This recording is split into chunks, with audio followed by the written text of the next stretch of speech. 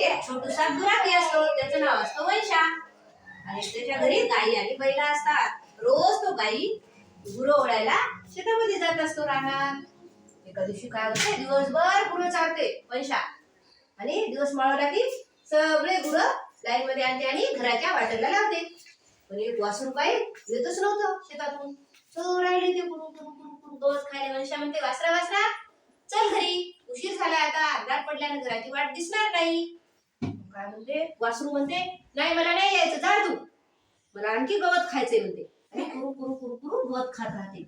वैशा जाते झाडाखाली आणि रोडते झाडाखाली बसून रडत असते. तिथून येते कुत्रा, हो हो म्हणते, वैशा वैशा काय झालं तुला, का रडतेस तू? अरे माझं वासरू घरीच येत नाही, तिकडं गवत खाते. एवढंच ना, मी सांगतो तुझ्या वासराला, चल बरं. जाते वैशा वासराकडं, वासरा वासरा चल, गवत खाणं बस झालं आता, चल घरी जायला उशीर होते आपल्याला. वासरू म्हणते, जा मी नाही येत, मला गवत खायचंय आणखी. कुत्रं पण जाते वैशाजवळ आणि रडत बसते, भुंगा काढून रडत बसते. मग येते हत्ती, हत्ती येते. मग म्हणते, कुत्र्या कुत्र्या काय झालं तुला रडायला? कुत्रं म्हणते, अरे वंशाचं वासरू येत नाही घरी, अंधार पडले आता, एवढंच ना, मी सांगतो त्याला, चल.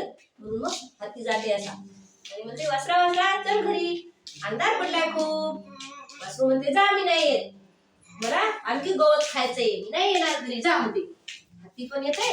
आता कोण कोण झालं, वैशा रडत बसला म्हणून कुत्रा रडायला, कुत्रा रडायला म्हणून हत्ती रडायला, हत्ती रडायला.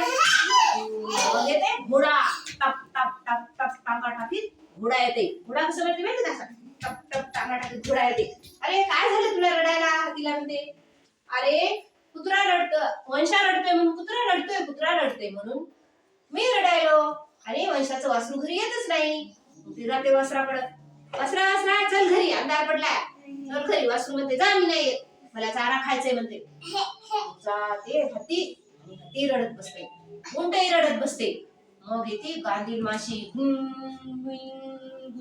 करीत येते वासराजवळ, वासरा वासरा चल घरी, अंधार पडलाय. वासरू म्हणते, जा मी नाही येत, मला गवत खायचंय आणखी, आणि कुरू कुरू कुरू कुरू आपलं गवत खात असते. माशी जाती आणि कानाच्या भाग वंशाच्या टचकून चावती. शेपूट वरी करून जेवण वंशा पळत पळत पळत पळत पळत पळत पळून जाते. आणि त्याच्या मागे हत्ती सगळेच पळत जातात घरी. आणि मग वंशा वासराजवळ जाते आणि वासराला म्हणते, आता उद्या तू असं करणार नाही ना? वासरू काहीच बोलत नाही. पण वंशाला कळालं, आता उद्या वासरू असा हट्टीपणा करणार नाही. माशी पण गेली आणि बाकीचे सगळे पण आपापल्या घरी गेले.